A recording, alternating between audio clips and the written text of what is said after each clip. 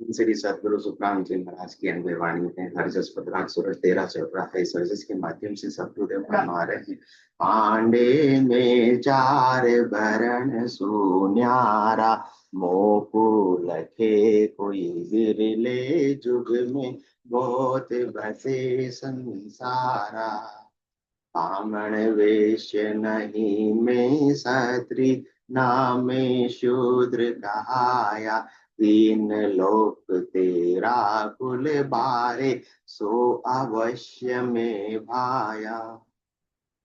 छह दर्शन छत्तीसु पाखंड, ये सब हद के माही, भेष बनाए फिरे बैरागी, मैं इनमें हूँ नाही।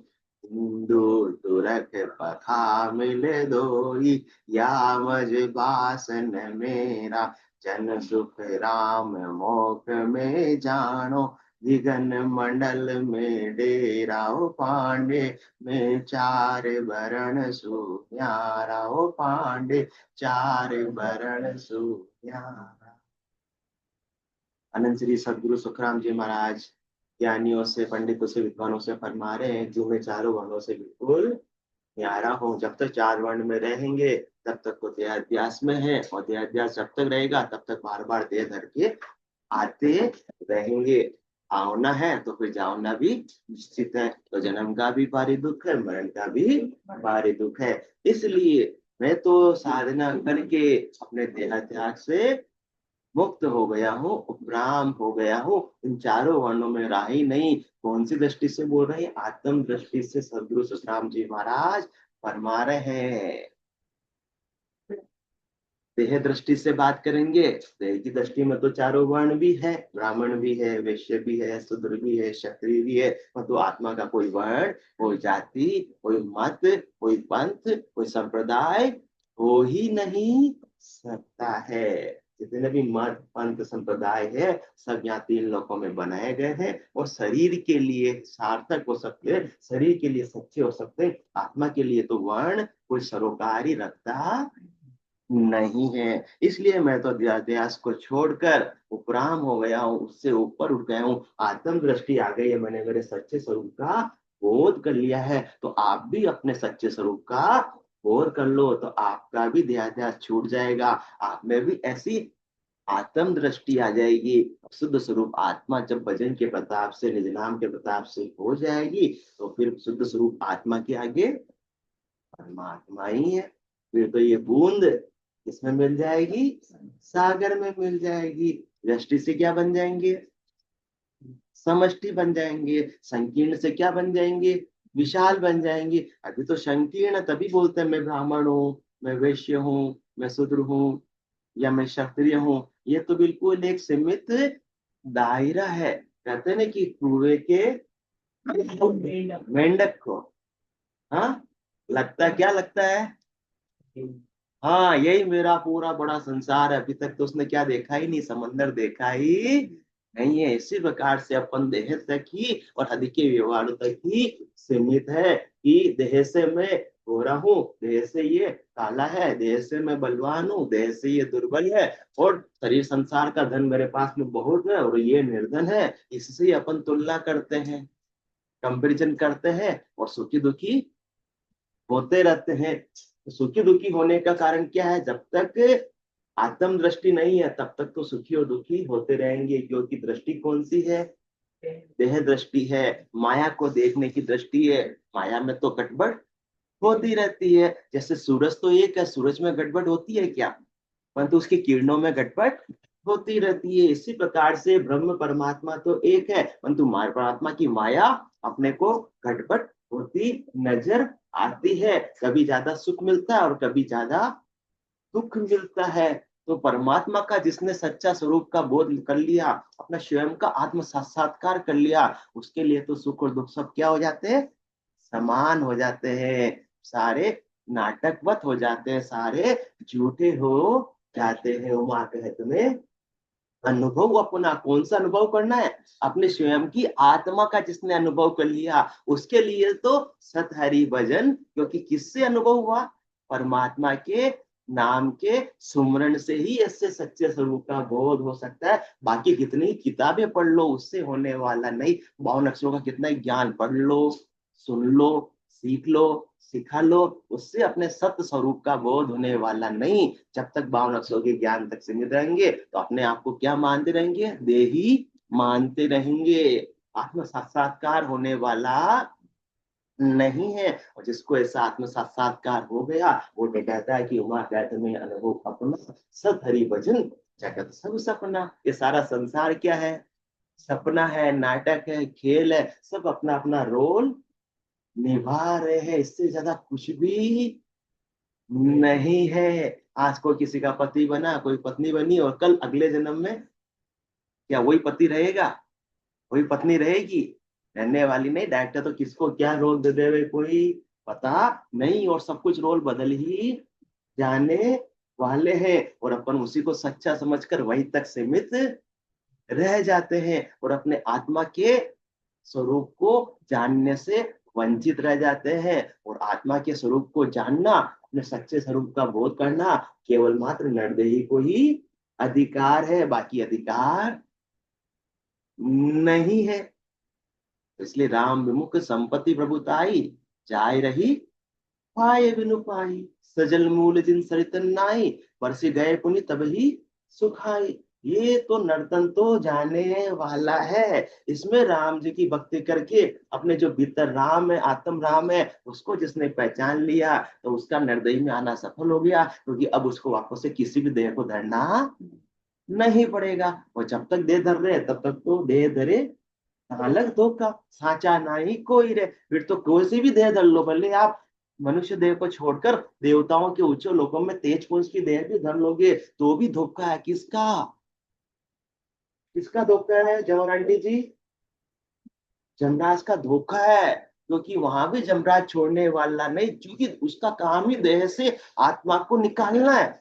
देह जब तक रहेगी तब तक तो जमराज धोखा देता रहेगा, प्रताड़ित करता रहेगा। तो जमराज के क्षेत्राधिकार से अपने को बाहर होना है। और अन्य श्री सदगुरु सुखराम जी महाराज फरमाते हैं कि मैं तो 3 लोगों से क्या हो गया हूँ? न्यारा हो गया हूँ, बाहर हो गया हूँ, ज्योति लोक का वासी बन गया हूँ। और आप भी जिस मार्ग पर मैं चला हूँ उस मार्ग को आप फॉलो करोगे तो ये मार्ग कहाँ तक जाता है? ज्योति लोक तक जाता है। और आपको भी ज्योति लोक की मंजिल मिल जाएगी। मोह को लखे कोई बिरले जुग में, बोध बसे संसारा।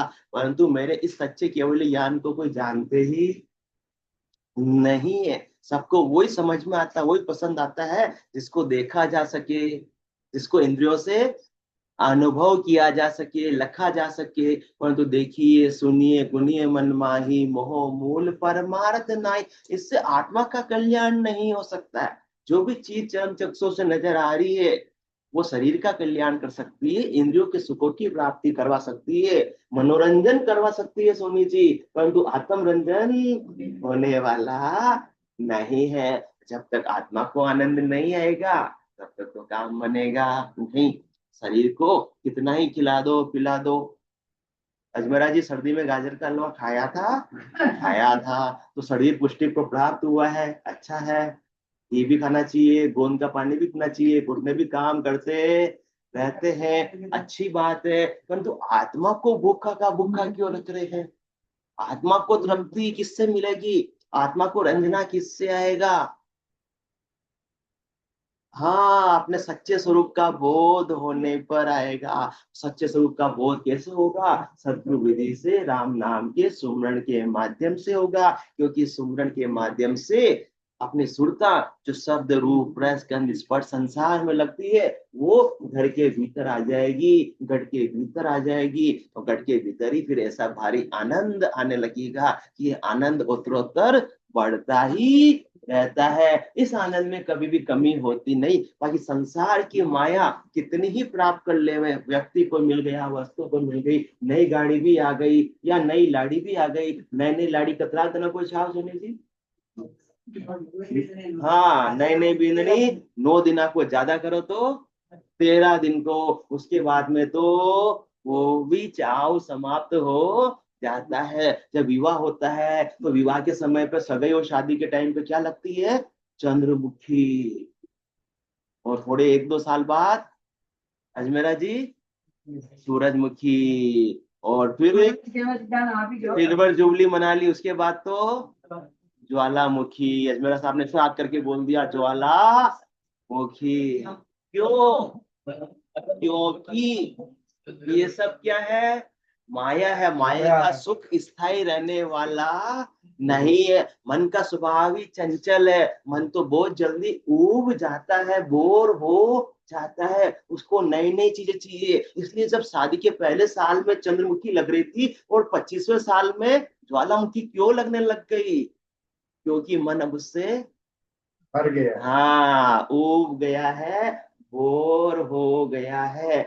ये स्वभाव है माया के सुख का, वो कभी भी टिकने वाला नहीं है। और जिसने ऐसे शाश्वत आनंद को प्राप्त कर लिया, उसका आनंद तो उत्तरोत्तर वृद्धि को प्राप्त करता जाता है। पल पल प्रीति सवाई, पल पल प्रीति बढ़ती जाती है, पल पल प्रेम बढ़ता जाता है। वो कभी प्रेम कम होता नहीं। संसार का कोई व्यक्ति मिला, उससे प्रेम हुआ, वो धीरे धीरे कम हो जाता है। वस्तु मिली, नई गाड़ी मिली, उसका प्रेम धीरे धीरे कम हो जाता है। परंतु नाम और निज नाम का ऐसा आनंद है कि वो हर दिन हर पल बढ़ता ही बढ़ता रहता है। वो कभी भी खुलता नहीं है। अभी भी जब तक आयु अवधि तब तक भी आत्मा आनंद में अवस्थित रहती है। वो शरीर छोड़े जाने के बाद में तो पूर्ण परमानंद में ही आत्मा लीन हो जाती है। नख चक बिच अखंड धुन लागे, जहां दिन भये समाधि, जग में रहे जीते सुख ऐसा, अंत काल हुए शादी। तो ऐसा आनंद सदगुरुदेव फरमा रहे, मैंने तो प्राप्त कर लिया है और आप करना चाहते हो तो आ जाओ मेरे साथ में। और जो प्राप्त कर लेता है वो तो फिर छेड़ के जाता है।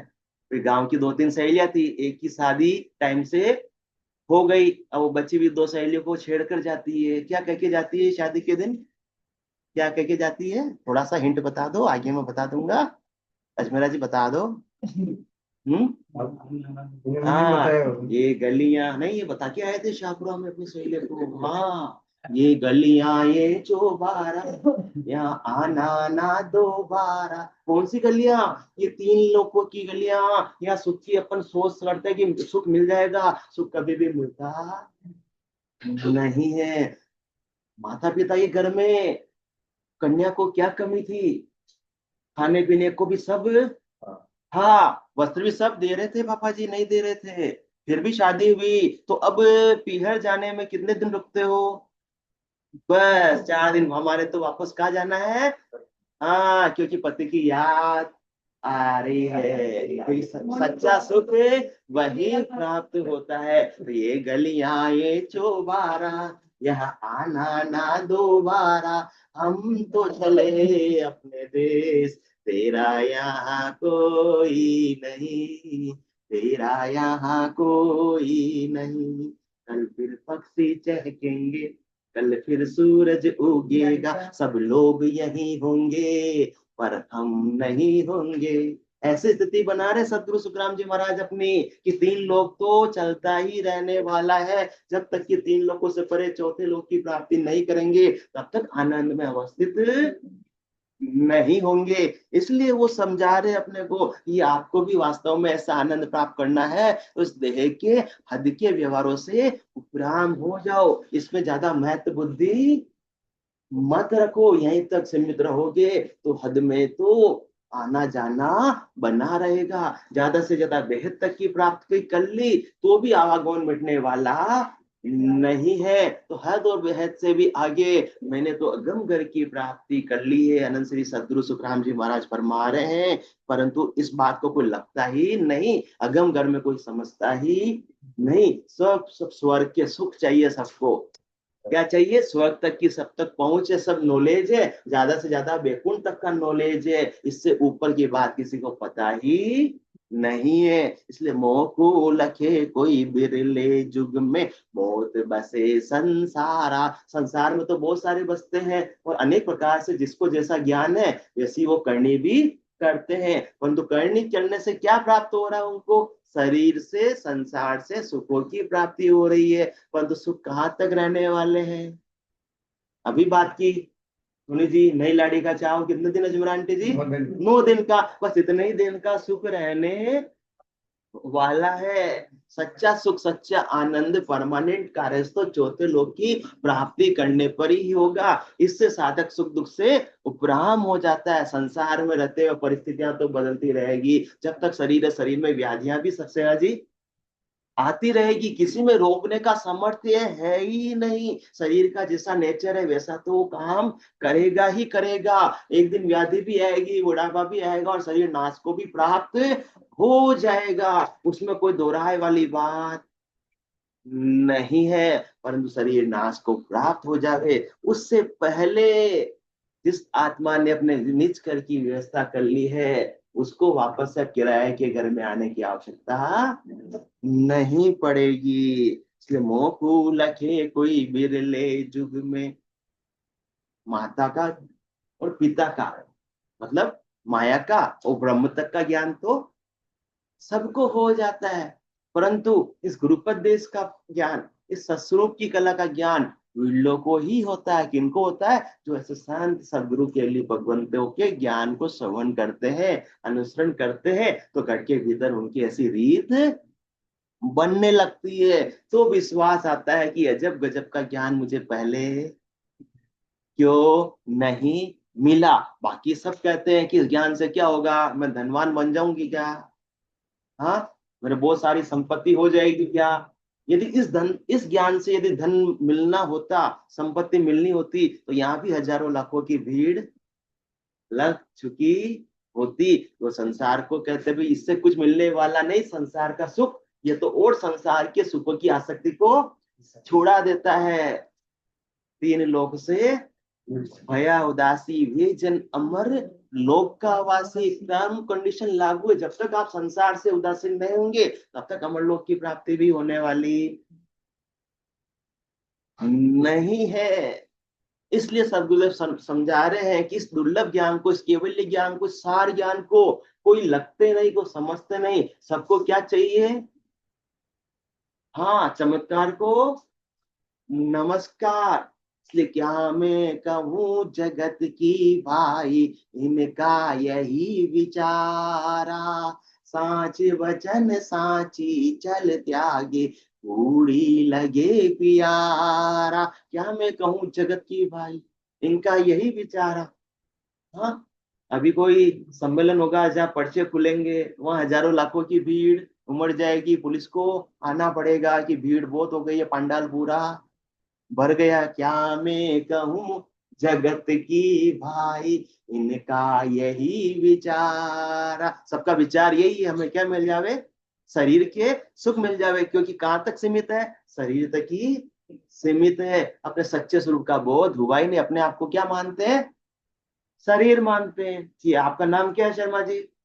नाम पूछते हैं तो कोई क्या नाम है, अपने शरीर का नाम बताते हैं। आपकी आयु क्या है, डेट ऑफ बर्थ क्या है, तो इस शरीर की डेट ऑफ बर्थ बताते हैं। अरे शरीर आज पहली बार थोड़ी सा आत्मा को मिला है। नदी में रेत के कणों की गिनती भले ही संभव हो, परंतु तो कितनी बार इस आत्मा ने देह धारण कर ली है आज से पहले, इसकी गिनती संभव नहीं है। परंतु आज सुनहरा मौका मिला है कि जन्म जन्म का खाता चूके हो ये मन राम सनेही रे, रामदास सतगुरु के सरने जन्म सफल कर ले रे। या तो सतगुरु के ज्ञान की शरण ले लो, या फिर संसार की क्रिया और करने की शरण ले लो। तो क्रिया करने की शरण लेंगे तो क्या मैं कहूँ जगत की भाई, इनका यही विचारा, साच वचन साची चल त्यागे। ये अणबे के सच्चे शब्द में बता रहा हूँ, मेरे बने बनाए शब्द नहीं। ये अगम देश के शब्द है जो आपको अगम घर की प्राप्ति करा सकते हैं आप चाहो तो। साच वचन साची चल त्यागे, इसको तो त्याग रहे हैं, और क्या चाहिए? बूढ़ी लगे प्यारा। सूर को क्या पसंद आता है? पूरा। हाँ, कूड़ी गंदगी पसंद आती है। इसी प्रकार से अपने को भी शब्द रूप रस गंध स्पर्श ही पसंद आता है। ये सुख मिल रहे हैं तो वहां समझाने की जरूरत नहीं, वहां तो दौड़ दौड़ कर सारा काम छोड़कर चले जाएंगे, कोई आपको प्रवचन सुनने की भी आवश्यकता नहीं कि वहां आपको जाना चाहिए, वहां तो अपने आप ही मोटिवेशन मिल जाता है, किसी को कहने की समझाने की जरूरत नहीं पड़ती है। परंतु इस दुर्लभ ज्ञान को तो मोकू लखे कोई बिरले जुग में, जो हंसवती आत्मा है ना, वही इस दुर्लभ ज्ञान की कीमत को समझ सकती है। हीरे की परख हर किसी को होती नहीं है, जिसको परख नहीं उसके लिए तो हीरे और कांच के टुकड़े एक समान ही होते हैं। इसलिए हर कोई इस बात को समझ पाता नहीं, ये दुर्लभ ज्ञान आज जो मुझे मिल रहा है वो दोबारा मिलेगा नहीं। तो मोह को लखे कोई बिरले जुग में, बहुत बसे संसारा। और सब किसको मानते हैं? ब्राह्मण वैश्य नहीं में क्षत्रिय, नाम में शूद्र कहाया। तीन लोक तेरा कुल बारे, सो अवश्य में भाया। अब मेरी देह तो कुछ भी हो सकती है, हालांकि मैंने ब्राह्मण कुल में जन्म दिया, परंतु मैं ब्राह्मण कहलाने का ठेका नहीं लेता हूँ, क्योंकि मैं इससे उपराम हो चुका हूँ। मेरे लिए सारी बातें क्या हो गई है? गौण हो गई है, छोटी हो गई है, मेरे लिए अब इसका कोई महत्व नहीं रहा है। ब्राह्मण वैश्य नहीं मैं क्षत्रिय, ना मैं शूद्र कहाया। क्योंकि आत्मा न तो ब्राह्मण होती है, ना वैश्य होती है, ना क्षत्रिय होती है, ना शूद्र होती है। तो अपने आप को मोटा समझने की, अच्छा समझने की भी गलती नहीं करनी, और अपने आप को हीन समझने की गलती भी नहीं करनी है। आत्मा तो अनंत गुणों का सागर है, भंडार है, उसमें गुण कुछ भी कम पड़ने वाले नहीं है। तीन लोक तेरा कुल हारे, सो अवश्य में भाया। और इन तीन लोकों में और तेरह कुलों से तो मैं बिल्कुल मैं हूं ही नहीं, इन सबसे मैं न्यारा हो चुका हूँ। क्योंकि चौथे लोक में सब एक समान है, कोई ऊंचा नहीं और कोई नीचा नहीं। वहां तो ऐसी रीत बनती है, कौन सी रीत बनती है? अपनी नई चीज पराई, जो चाहो सो ले जाई। बालक रूप सदा हंस सारा, नहीं कोई शत्रु मित्र प्यारा।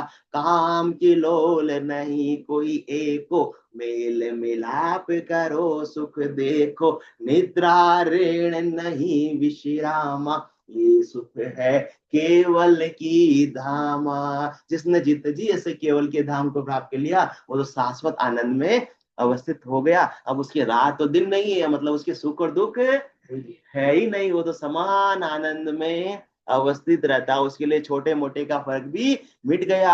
अब वो निर्धन हो चाहे धनवान हो, उसकी देह की दृष्टि है ही नहीं। तो धनवान को मैं तो देता नहीं, और निर्धन की निंदा या उसको हीन समझता ही नहीं। उसके लिए तो क्या हो गया? सब समान हो गए। कबीरा खड़ा बाजार में मांगे सबकी खेर, ना काऊ से दोस्ती ना काऊ से बेर। ऐसी स्थिति हो गई है। तो तीन लोक तेरा कुल बारे, सो अवश्य में भाया। छह दर्शन छत्तीसु पाखंड, ये सब हद के माही। भेष बनाए फिरे बैरागी, मैं इनमें हूं नाई। हठ दर्शनी है, जोगी जंगम से उड़ा सन्यासी दरवेश ब्राह्मण, ये सब भी अब मेरे लिए, जिनको ऐसा सच्चे स्वरूप का बोध हो जाता है, जिनका देहाध्यास छूट जाता है, तो उसके लिए हद के व्यवहार क्या हो जाते हैं? प्रपंच और पाखंड हो जाते हैं, झूठे लगने लगते हैं। परंतु जिसके लिए देहाध्यास नहीं छूटा, जिनको ऐसा सदगुरु की सत्ता प्राप्त नहीं हुई, जिन्होंने ऐसी भजन की रीत घट में बनी नहीं, उनके लिए तो ये सब क्या लगने हैं? सच्चे लगते हैं। परंतु मेरे लिए क्या हो गए? सुखराम जी महाराज फरमा रहे, छह दर्शन छत्तीसु पाखंड, मेरे लिए क्या हो गए? क्योंकि इससे आत्मा को कुछ भी मिलने वाला नहीं है। बहिरंग से, बाहर से लोगों दिखाने के लिए मैं भक्त कहला सकता हूँ, बड़ा धर्मिष्ठ कहला सकता हूँ, कि देखो सारे हद के व्यवहारों का ये पालन करते हैं, चौका चतुराई भी रखते हैं, रोज सुबह सुबह जल्दी उठकर मंदिर भी जाते हैं, या जो भी नियम बना रखे वो नियमावली का पालन करते हैं नियमों का पालन करने से केवल मात्र से परमात्मा मिलने वाले, यह तो लोगों को अच्छा दिखाने का उपाय हो सकता है। इससे आत्मा के लिए तो क्या हो गया, पाखंड हो गया। आत्मा को क्या दे रहे अपन, अपने आप को धोखा दे रहे हैं, अपने ही पैर पर कुल्हाड़ी मार रहे हैं। वो भ्रम में है कि मैंने हद के व्यवहार कर लिए और मेरा आत्मा का कल्याण हो जाएगा, मोक्ष हो जाएगा। इससे होने वाला नहीं है। नारी किस भ्रम में है तो प्रेम नहीं, यह तो है मोह। आत्मा का विश्वास नहीं, ये तेरे है मन का विद्रोह। आत्मवंचना करती है तू किस प्रतीति के धोखे से, झांक न जंजा के झोंके में झुककर खुले झरोखे से। कि हद के व्यवहारों से अपन समझ लेते हैं कि हमने तो हमारा कार्य पूरा कर लिया, इससे कार्य कभी भी पूरा होने वाला नहीं है। धोखे के अंदर है अपन, भ्रम के अंदर है, और अपने ही पांव पर अपन कुल्हाड़ी मार रहे हैं। इसलिए छे दर्शन छत्तीसु पाखंड, अपने अपने जितने भी दर्श खट दर्शनीय है, अपने अपने नियमावली है, उनकी नियमों का पालन करते हैं। जैसे वेशभूषा उनके मत पंथ संप्रदाय में है, वैसे वैसे वो वेशभूषा पहनते हैं। ये तो ड्रेस कोड तो लोगों को दिखाने का हो सकता है। ड्रेस कौन सी पहननी है, सत वस्त्र पहनना है, सत जल से स्नान करना, किसको, शरीर को नहीं, आत्मा को। क्योंकि आत्मा को चौथे लोक का वासी बनना है। शरीर तो पांच तत्वों का, ये पांच तत्वों में मिल जाना वाला है, ये कहीं चौथे लोक में जाने वाला नहीं है। परंतु चौथे लोक में ले जाने में ये सहायक है, क्योंकि इस निर्दय के माध्यम से ही साधना करके जितने जी आत्मा निज नाम के माध्यम से चौथे लोक की प्राप्ति कर सकती है। तो बिना निज नाम के अपन समझ रहे हैं कि हमारी आत्मा का कल्याण हो जाएगा, तो अपन भ्रम में जी रहे हैं, कभी भी होने वाला नहीं है। छे दर्शन छत्तीसु पाखंड, और जब ऐसा वेद सहित ज्ञान घटावे प्रेम भाव नैचो मन पावे, मोक्ष मिलन की यही उपाय दूजी नहीं सिस्टम में भाई। जब ऐसा सदगुरु विधि से, सदगुरु से भेद लेकर ऐसा केवल ज्ञान घट में प्रकट होता है, तो प्रेम परमात्मा के प्रति अपने आप ही उमड़ने लगता है। जब प्रेम परमात्मा में लग गया तो इन हद के व्यवहारों से प्रेम अपने आप ही छूट जाता है। उठियो प्रेम पाखंड सब छूट गयो। अब तक क्या कर रहे थे जब तक निज नाम ने मिला, पाखंड। उठियो मतलब आडंबर, उठियो प्रेम पाखंड सब छूट गयो, पीऊ में जीव सो जाय लागो, मात हर तात कुल लाज सब लोक की, बात विचार सो भरम भागो।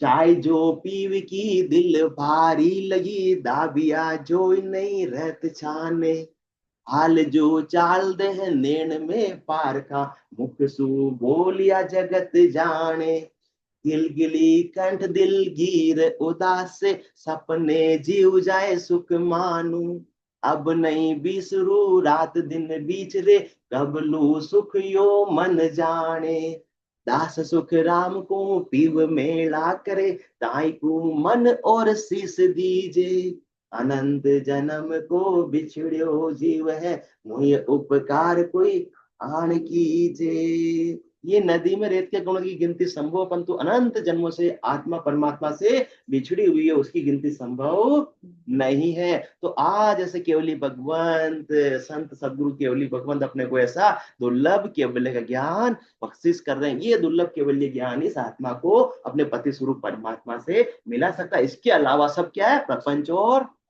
पाखंड है। भले ही वो अवैध ज्ञान हो, भले ही मन प्रत्यय ज्ञान हो, भले ही वो श्रुति ज्ञान हो, कोई सा भी ज्ञान हो, इस केवल ज्ञान के अलावा कोई भी इस आत्मा को अपने पति स्वरूप परमात्मा से मिला सकता नहीं, कोई भी गुरु प्रदेश का वासी बना सकता नहीं है। तो इस प्रपंच और पाखंड से सदगुरुदेव फरमा रहे, हद के व्यवहारों से ऊपर उठो, छे दर्शन छत्तीसु पाखंड, ये सब हद के माई, ये हद में रखने वाले हैं, तीन लोकों में रखने वाले हैं, आवागमन में ही रखने वाले, आवागमन मिटाने वाले नहीं। ये क्या कार्य करेंगे, फल पावे पद भी मिले पर गर्भ न छूटे कोई, तो यहीं तक सीमित अपने को रहना नहीं है। ये प्राथमिक सीढ़ी है, प्राइमरी स्कूल है, स्कूल से अपने कॉलेज की यात्रा अपने को करनी है।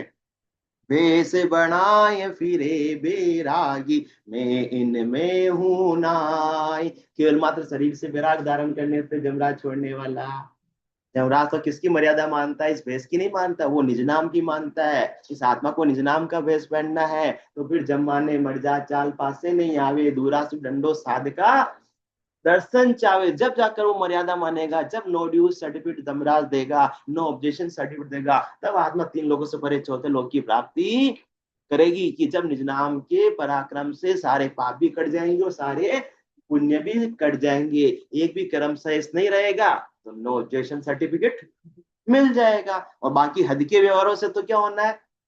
शुभ और अशुभ बनते ही रहेंगे। शुभ को भोगने के लिए भी देह धरनी पड़ेगी, अशुभ को भुगतने के लिए भी देह धरनी पड़ेगी। तो हद में ही रखने वाले हद में ही आते जाते रहेंगे, कभी ऊपर के लोकों में और कभी नीचे के लोकों में, कभी पाताल में, कभी स्वर्ग में और कभी मध्य में, मतलब मृत्यु लोक में। परंतु इससे आगे नहीं बढ़ पाएंगे। कि ऐसी स्थिति रहेगी जिस प्रकार से सुबह गाड़ी का बेल जिसकी आंखों पर पट्टी बंधी होती है, वो चलता है, यात्रा करता है, दिन भर करता है, वो सोचता है शाम को जब मेरी पट्टी खुलेगी, बहुत हजारों किलोमीटर की मैं यात्रा दूर आ चुका हूंगा, वो पट्टी खुलती है तो वहीं का वहीं। इसी प्रकार हद के व्यवहारों से बिना संत सदगुरु केवली भगवंतों के ज्ञान को धारण किए 3 लोक का फेरा होई, गाड़ी बेल फिरे जो सोई, 4 वेद की त्रिगुण माया, लख 84 जीव बंधाया। सब इसमें बंधन में बंधे हुए हैं। क्या बंधे हुए? बस एक देह को छोड़ते हैं, दूसरी देह में फिर आकर बंध जाते हैं। इस बंधन से मुक्त कौन कर रहा है? संत सदगुरु केवली भगवंत अपने दुर्लभ केवल ज्ञान के माध्यम से,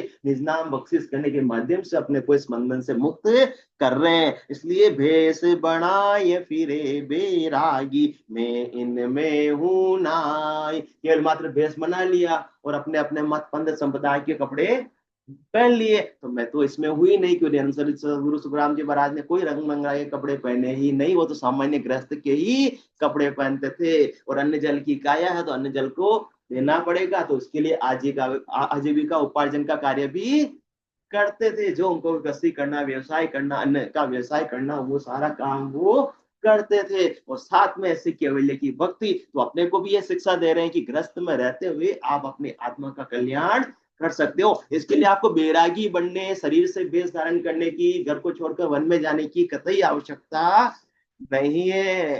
क्योंकि जो मिलेंगे परमात्मा भी वन में उतने मिलेंगे जितने घर में मिलेंगे, वो जितने घर में मिलेंगे उतने ही घट में मिलेंगे। जिन पाया जिन घट ही पाया, बाहर फिर जन्म गमाया, 68 को काहू को फिर ये सूरत समेट नाम में धरिए। तो भेष बनाए फिरे बेरागी, मैं इनमें हूं नाई। मैं इनमें हुई नहीं कि मैंने कोई बहिरंग भेष पहना ही नहीं।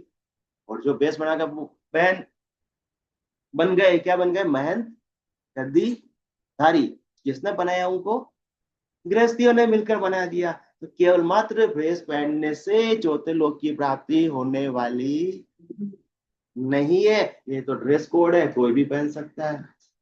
हाँ, ये तो कौन सी वेशभूषा होता है ना, कौन सा कंपटीशन होता है? फैंसी ड्रेस कंपटीशन होता है ना। बच्चों को कुछ भी बना दिया जाता है, तो उससे पहनने मात्र से क्या बच्चे वो बन जाते हैं क्या? थोड़ी देख लिए, स्टेज पे जाने के लिए, लोगों को दिखाने के लिए बन गए। इसी प्रकार से शरीर से वेश पहन लिया किसने, काले, हरे, सफेद, गेवे, हाँ, केसरिया, बगुआ, अलग अलग जो भी अपना मत पंथ संप्रदाय है, इससे कुछ भी आत्मा को प्राप्त होने वाला नहीं है। ये तो हद के व्यवहार है। हद की चीजें इससे प्राप्त हो सकती है, परंतु उससे आगे बेहद, उससे आगे अगमगर की केवल मात्र भेष पहनने से या शरीर से बैराग धारण करने से, तीव्र बैराग से, मद बैराग से कुछ भी प्राप्त होने वाला नहीं। जब तक कि ज्ञान बैराग घट के भीतर जागृत नहीं होगा, तब तक काम नहीं बनेगा। बोलो राम सदगुरु देव जी महाराज ने दिन्य हो दिन्य। परम दयाल सदगुरु सुखराम जी महाराज ने दिन्य हो दिन्य हो। अनंत श्री सदगुरु सुखराम जी महाराज के सदगुरु भगवान ने दिन्य हो दिन्य हो। केवली हो दिन्य हो। शिवा तारण दिन्य हो। मोक्ष के अनंत कोटि संतान दिन्य हो दिन्य हो। राम सभा में राम राम सा राम राम सा।